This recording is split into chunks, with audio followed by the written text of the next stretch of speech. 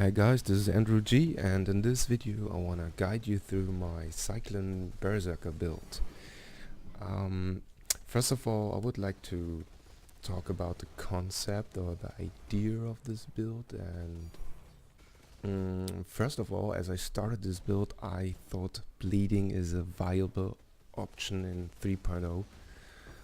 So I started to work through the whole tree and took a look, where is bleeding, what can I do with bleed, is this strong enough? And I started to level with Sunder and chance to bleed jam, and I took all the bleeding stuff, and leveling with bleeding was awesome. I recommend it highly. Leveling with bleeding was one of the most fun things I've ever done, to be honest, because you killed everything. You don't need it to double check if there's a creep still alive or not. They died. And one reason for my awesome leveling progress were these gloves. Hemophilia. They let bleeding enemies explode. So once they are bleeding and they're running low life, they just explode and kill all around them. That's a very nice AoE clear. So I thought, okay, bleeding is a thing. But as I reached the endgame content, speaking of tier 15, especially tier 16 and Shaper, atziri, atziri, not atziri, but atziri, I found out bleeding is not that big of a deal as I expected before, because the bleeding is not scaling hard enough, because I'm dealing like 8,000 bleeding damage for each hit I'm dealing, and it's not scaling good enough. So with the progress of this build and reaching the end game, I decided to remove more and more bleed nodes out of the tree and go more for like attack speed. I took those ones, or I take another jewel slot just to push up the physical damage. But even if the bleeding damage is not a big thing, bleeding has still impact into the build, and the simple reason for this is the AoE clear. Still, if you're mapping and you want to have AoE clear, which Cyclone lacks almost all the time if you can't boost up AoE that much, because for example, I just have those two nodes for AoE. The explosion is still so strong for mapping, and I don't want to miss it. So I still keep going with bleeding, but I don't have 100% of chance of bleeding. The 25% of chance of the gloves are enough for everything, because if I'm fully buffed, I get like I think 9 or 10 attacks per second, and that's most of the time enough to inflict bleeding to every creep you spin through. Okay, so it's not a bleeding build anymore, but it's bleeding is still a small thing to this build just for mapping. So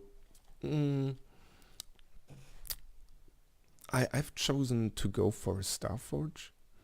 The Starforge provides a lot of nice attributes. First of all, it gives you a lot of physical flat DPS. It gives you 700 plus. I think max rose like 720-ish. I used a lot of divines and I got 714 right now,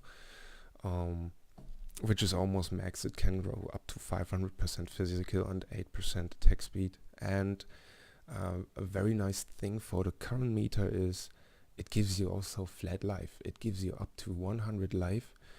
And what do you want as a cyclone? You want to have high DPS.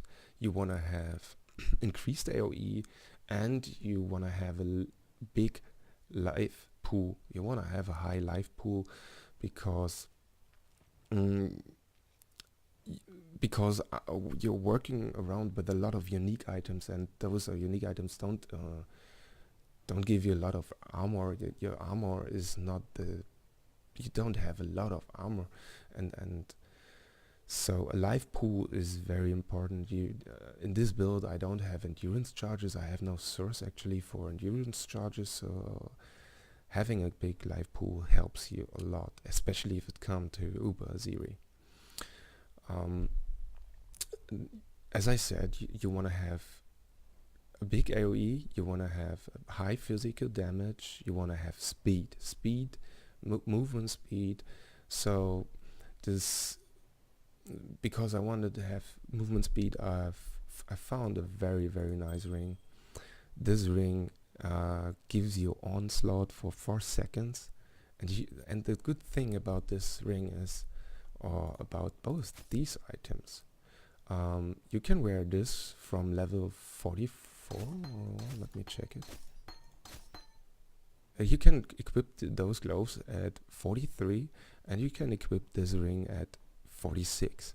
Once you equip both of them, the leveling progress is accelerating so massively.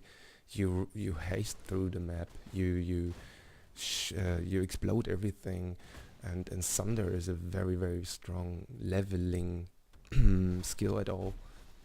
So this ring gives you so much. It gives you armor, very important for the current meta. Armor, physical mitigation is a big thing in 3.0. A lot of people underestimate that. So it gives you physical leech, it gives you chaos resistance. Since we have no energy shield anymore, no chaos inoculation, chaos resistance became also a big thing. Physical mitigation, chaos resistance, and it gives you onslaught. So this ring is about giving you a lot of attack speed, a lot of movement speed, 20% I think, 20% attack speed, and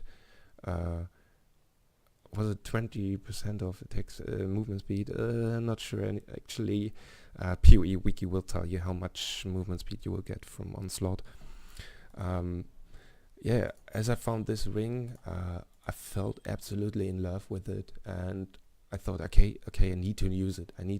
Physical build, a huge potion of physical leech, 0.8 physical leech is a lot. It's a huge potion. It's nothing you should underestimate. It's very big, a very big potion.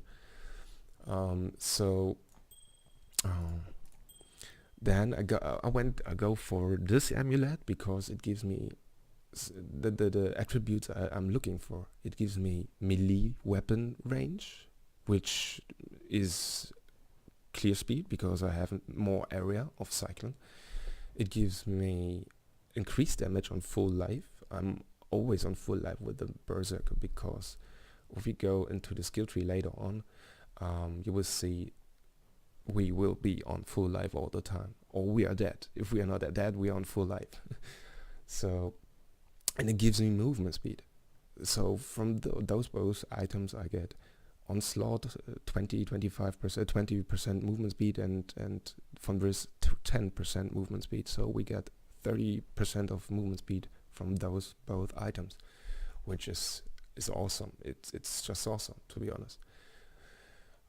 Usually a cyclone can be very tanky and lazy and slow, and once it's slow, it doesn't feel good. I want to have speed. I want to run fast through the map and clear stuff very fast. So those are both items are essentially, in my opinion, this is, in my opinion, it's best in slot, as well as the ring is. Okay, for the second ring, I started to go with the Minx Heart first because it gives you, because we have the Starforge. The Starforge has a huge physical DPS, So the Ming's heart is scaling very, very nice. Uh, the more physical damage you deal, the more chaos damage you get on top of this. Downside of this ring is you get reduced maximum life. Um, the ring is good for mapping. It's the ring works very well. You have a lot of damage. Let me make this first.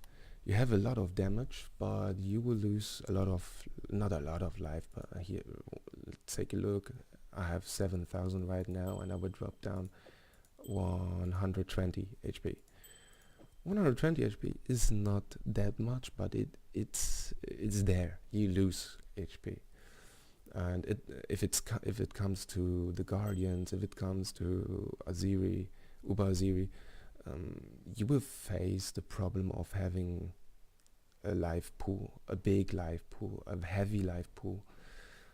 So for mapping, Ming's Heart is a very nice ring, and it gives you a lot of chaos resistance, up to 60 in perfect row, 60 chaos resistance, and we get almost 30 of this, so we have 90 chaos resistance from those two rings. So the issue of the new life meter is solved by those two rings. The chaos resistance is a thing because you don't have a lot of suffixes open. I mean, I got 2 rare items for mapping. I'm talking about mapping right now. I have just two yellow items, and you need to stack up resistance on them, and you don't want to use chaos resistance on a rare item. Actually, you don't want to. Normal resistance is more important for me, and we have good solutions for the chaos resistance problem. Okay, if it comes to the belt, there are a lot of options to go for. There are a lot of belts to go for. Let me take a look. Damn, I removed it. Let me take a look. Is this one viable? No, it's not, but this one is viable, this one is viable. And a Worm's Mold is also viable. This is not viable. You can choose of a big pool of belts if it comes to the cyclone build.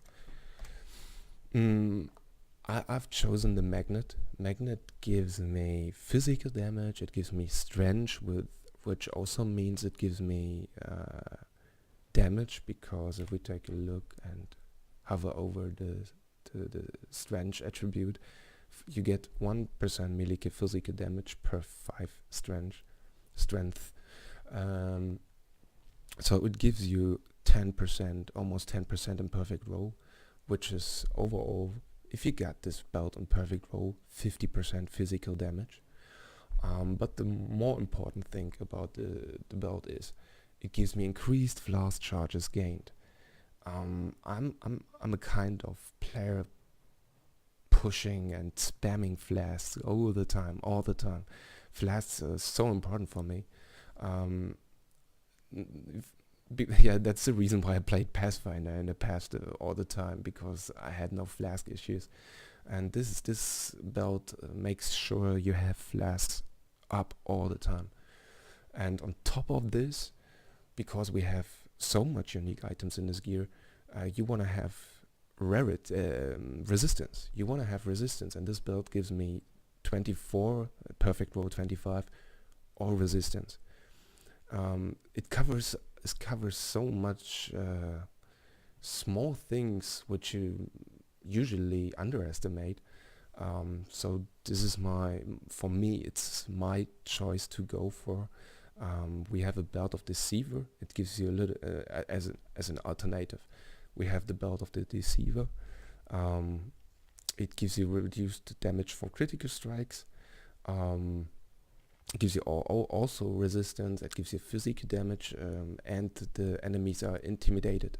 Intimidated means enemies near to you receive 10% more damage.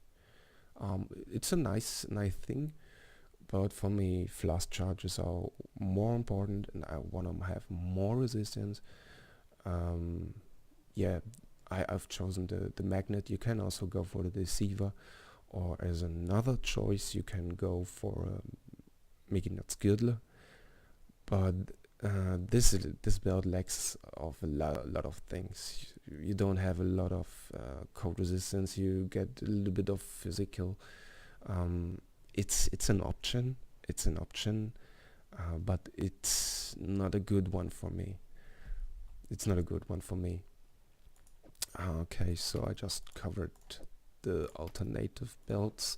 A Wumms mode is also too weak in my opinion. I wouldn't consider it to use it. Yeah, because we have so much unique items. I needed to invest into very good helmets to get the resistance I need. Yeah, resistance are a big thing, because if I take a look at my defenses, I've swapped out those boots. Before I had different boots. I had boots without code, so you just need to reduce it by 40, and I had lightning resistance on them increased by 40, so I wear just capped, normal race capped, resistance capped. I'm not elemental weakness capped because of all the unique items. And as I progressed to Uber Atziri, I decided to go for more defense to boost up the life pool. I got those gloves, and with those gloves I'm capped, but I have also more life. I also pick for Uber Atziri, I pick more life at all. So I take down a little bit of damage, and I boost up my life, so I have a bigger life pool of 7,400. Guardians are also more comfortable to play. This is also a reason why I'm going for the Cam's Heart. Cam's Heart gives you the most pool, the biggest pool of life on a single item. 500 flat life makes this chest best in slot for having a big life pool. It's not cheap, but once you have a Cam's Heart, it will carry you through the whole season, in my opinion. Actually, I built up every build with the Cam's Heart just to have a big potion of life. Life is so important. Yeah, so that's about the gearing of the items. I would like to talk about the flasks as well. There are some options you can choose between. As I started to make this build in passive building, I went for the Lion's Roar. The Lion's Roar boosts your melee physical damage by 25%. It's a more multiplier, it's not an increased multiplier, it's more, so you gain a lot of physical increase. But as I played, there's a big downside with this flask. It adds knockback during the flask effect, and this knockback slows your clear speed, because you very often you push the creeps outside of the damage area you're spinning with a cyclone. So in the end, you on paper, on theory wise, you deal more damage, but practically you deal less damage, because it takes you more time to spin around and kill the creeps you knocked back and knocked out of the range of your damage. So I've decided to go for that series promise. That series promise gives you 20% of physical damage as extra damage. It's the same mechanic like the Ming's Heart, and it gives you also chaos resistance. In the end, you will have more chaos resistance as any other resistance. Yeah, it's way more comfortable to play, way more comfortable, and it gives you a little bit of leech of your, yeah, a little bit of leech. Second, unique flask in this build is the Sin's Rebirth. Sin's Rebirth gives you Unholy Might. Unholy Might is 25 or 30%. I think it's 30% of your physical damage as extra chaos damage. So in the end, you will deal a lot of chaos damage if you play with a Mink's Heart. It's 20% of the Atziri's Promise and 30% of the Sin's Rebirth. That's 70% total of your total physical damage, which is very, very powerful, very good, and makes a lot of fun to play. Another nice thing about this flask is the smoke cloud on use. It allows you to face tank a lot of bosses because you blind them, as long they are not immune to blind, or got resolute technique. The flask is overall very, very powerful, as the same like Atziri's Promise. Some players asked me already why I'm not using all three lines: Raw, Atziri's Promise, and Sin's Rebirth. There's a big problem. You need 3 normal flasks, in my opinion. One as an anti-bleeding flask, one as an anti-freeze flask, and one for the movement speed. They're essential, in my opinion. You don't want to miss the additional movement speed. That's why we chose those both items. Movement speed defines your clear speed, and sometimes it makes you also viable to dodge several things. Volatile, for example, or the explosions on the ground they're creating if you killed creeps with Nemesis mortar and stuff. So I go for 3 normal flasks: anti-freeze, anti-bleed, and some player might decide not to go for a Quicksilver flask. I can't recommend it at all. It's must-have for me.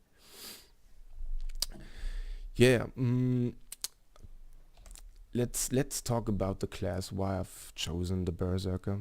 The Berserker with 3.0 is the new all-round class, in my opinion. And this is because of Aspect of Carnage. Aspect of Carnage gives you 40% more damage,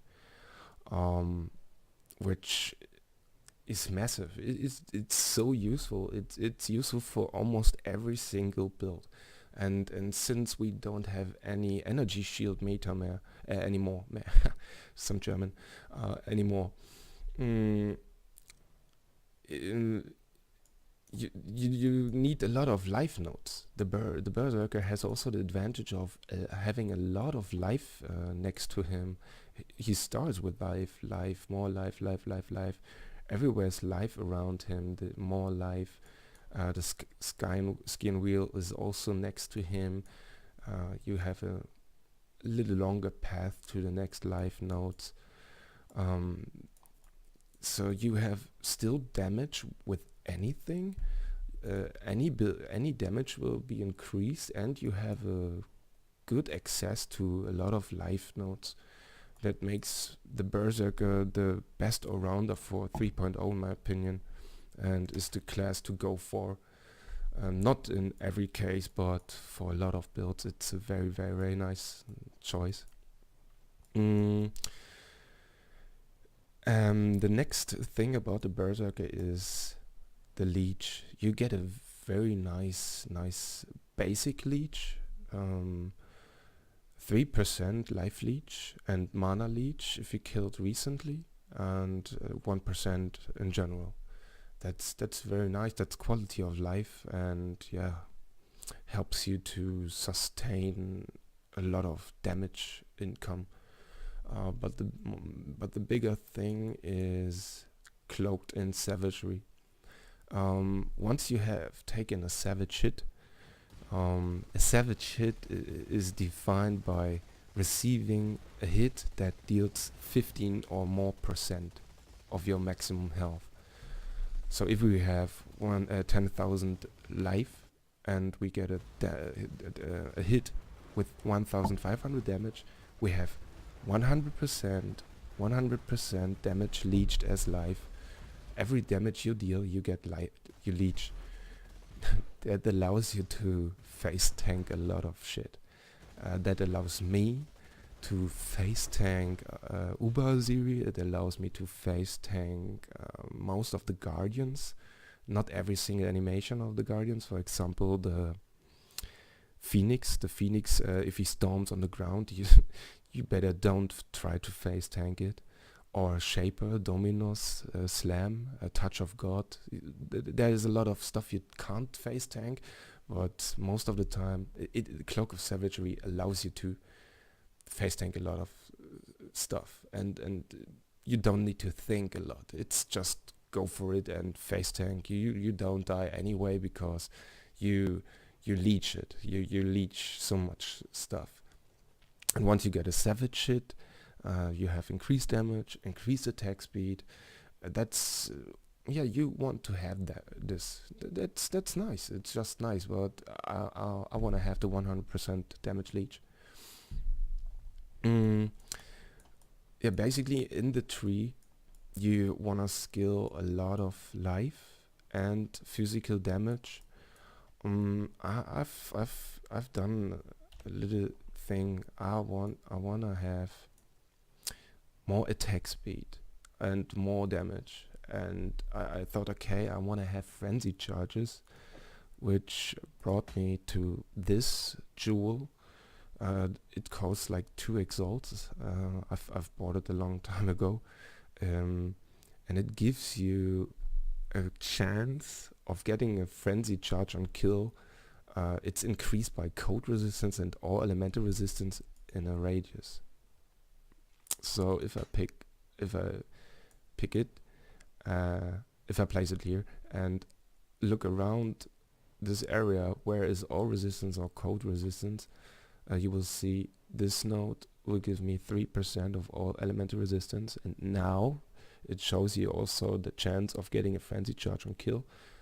3%, another 3%. This one don't give you any code or auras. And I've chosen to pick the diamond skin node. So overall we have 3, 6, 21% of chance to gain a frenzy charge on kill. And because of all the unique items, so much unique items, the 15 all elemental resistance help you a lot to get resistance capped. Next thing was the melee range. Is it called melee range? So I picked Razor Edge because it gives me a +1 to melee range. This node gives me 2 melee range. Let me type it out. So these nodes are very nice to get a bigger area of the cyclone. One of the very essential nodes in this tree is Resolute Technique. It allows you to hit every single hit every single hit, because we don't have much space for suffixes. We don't have much space for accuracy on anything. So Resolute Technique is it's essential. I think there is no alternative in my opinion. Death Rush gives you accuracy, but I don't wanna. I wouldn't like to take 2 of them to get 700 accuracy. I love the Void Heart, especially if it comes to kill big bosses. The poison on the Void Heart is still a thing, but not a big thing. Poison is nerfed by a lot, but I don't want to miss it. I want to have this one. It's a very solid ring for this. Overall, I think I got 4 jewel slots. 1, 2. Okay, that's a good green dream. 2, 3, and another one. Let's take a look at the jewels I've picked. There. Yeah, you want to boost melee physical damage, area damage, everything that boosts up your damage, because you have life, you get a lot of life over the tree. So I decided to go for quad stat damage jewels. I think I spent like 1 exalt for each. So there's 3 exalts. You don't need 4 stat jewels. You don't need quad stats. You can also go for 3 stats. Some people might prefer getting life on the jewels, but if you start to get life on a jewel, it's getting expensive. And the tree allows me to take a lot of life. So I decided not to go on life for the jewels. This ring, for example, with a life roll instead of physical damage would be like, I don't know, 10 exalts maybe? 7, 8 exalts, and if you if you take 3 of them, that's very, very expensive. And I missed a fourth jewel slot here. Yeah, another 4 stat jewel with damage, only damage. So overall I got 5 jewel slots here, there, and there. One thing I forgot to mention about the build in general, the build lacks a lot of intelligence. There's so less nodes you get intelligence from. I think you get intelligence here, just 10. Here, also just 10. And your gear does not have a lot of space for intelligence. I was searching for almost 1 week to get boots with those resistance and an open suffix just to craft intelligence on it. And I even took a node, a 30 plus intelligence node in the tree, just to sustain the needed intelligence for concentrated effect and increase area. So you really need some intelligence somewhere. You wanna boost up the concentrated effect, because if you don't take the plus 30, if you don't take the plus 20 of those, you can level it up just to level 11, and you don't want to have this one. You don't want to have this. Yeah, getting intelligence is a big thing in this build and industry. So keep an eye on that. Yeah, but let's go to the gem setup. I've chosen to go for 2 auras. One is punishment. I run it as a blasphemy aura. So every enemy around me is cursed by punishment. It gives me 35% more melee physical damage on melee hit, and it gives me 24% attack speed. So it's a huge damage boost. It's yeah, one of the best damage boosts you can imagine for physical build. Not even vulnerability is that strong. Vulnerability would be the alternative, would be an alternative option. But punishment is the go for curse in this case. And to boost up the movement speed and attack speed, what you want for a cyclone, I go for haste. Actually, I use those gloves. Those have the wrong colors. They have uber atziri colors. I will explain it later on. So haste and punishment as blasphemy setup, linked with enlighten. You don't need Enlighten 4. 3 is also okay. Didn't test Enlighten 2 already, but I think that 2 is too less. You should go for 3. The 6 link setup is Cyclone. Got Lucky Corrupt. Lucky. Damage on full life, because we are always on full life. 49% melee physical boost. Melee physical also 50%. Lucky Corrupt. Maim, the stats you see, they speak for themselves. Maim and Ruthless. Ruthless gives every third attack. Was it every third?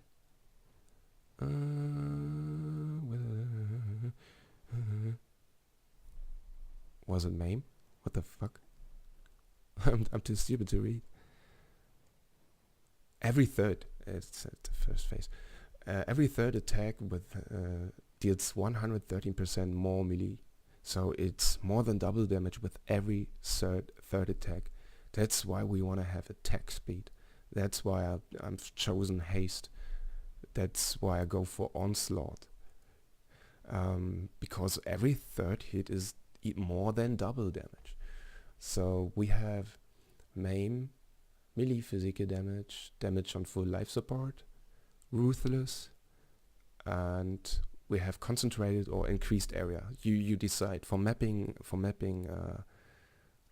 you can go for increased area. For bosses you should go for concentrated effect. In the helm setup we have a flame golem that increases your damage by 20%. Leap slam with faster attack for mobility to go uphill, downhill, and avoid some flame blast damage for atziri runs. And we have an ancestral protector which gives us attack speed, more attack speed. Yeah. Defensive wise, I have a cast when damage taken setup with immortal call and increased duration, and Val haste to even more have more movement speed, more attack speed, so you haste through the maps like crazy all the time. As I mentioned before, those glows are colored for Uber Atziri. This is why, that's because of, if I go for Atziri, I will play punishment and take out haste and add purity of fire, so I can boost up my fire resistance. Let me take a look. I can take my maximum fire resistance to 86%. That allows me to face tank the flame blast, not the big enhanced flame blast, but that allows me to face tank the small flame blast, because sometimes you spin too far and they cost the flame blast, but you are too slow to react. You are still spinning sometimes. You can't leap slam. So I tried to find a way to face tank the flame blast, and I managed to solve the problem by increasing the life pool, running purity of fire and a ruby flask, and that makes Uber Atziri a very, very nice, fun thing, to be honest. It's a very fast Uber Atziri run. Yeah, I would like to mention some alternative options for the gear, because if you take a look on the market, the price for Starforge, once you go for Kaim's Heart, which is 10 exalts, you're forced to go for 6-link Starforge. A 6-link Starforge starts at 20 exalts. Not everybody can afford this amount of currency. As an alternative option, you can go for the Ressus Defiance. The Ressus Defiance has the nice feature to give you endurance charges if you kill, and if you get hit, it will remove all the endurance charges and you will get onslaught. So this ring, which is almost 1 exalt, could be replaced by a good steering, by resistance you lack. So you can go for a 6-link Ressus, which is way cheaper than a Starforge, and you can go for an unlinked Starforge, which is just I think it's 9 exalts, 8-9 exalts if you're patient and you try to snipe one. So this is an alternative choice, but you would drop a lot of HP. It's the more budget, it's budget, but let me equip this ring before. It's a budget version. It's a nice budget item for cyclone. Back in 2.0, I've played a cyclone with the resource defines. It was a very nice thing. Yeah, that's kind of the more budget version. If we take a look at the HP difference, it's 1400 difference. That's a lot. 1400 is a lot of HP.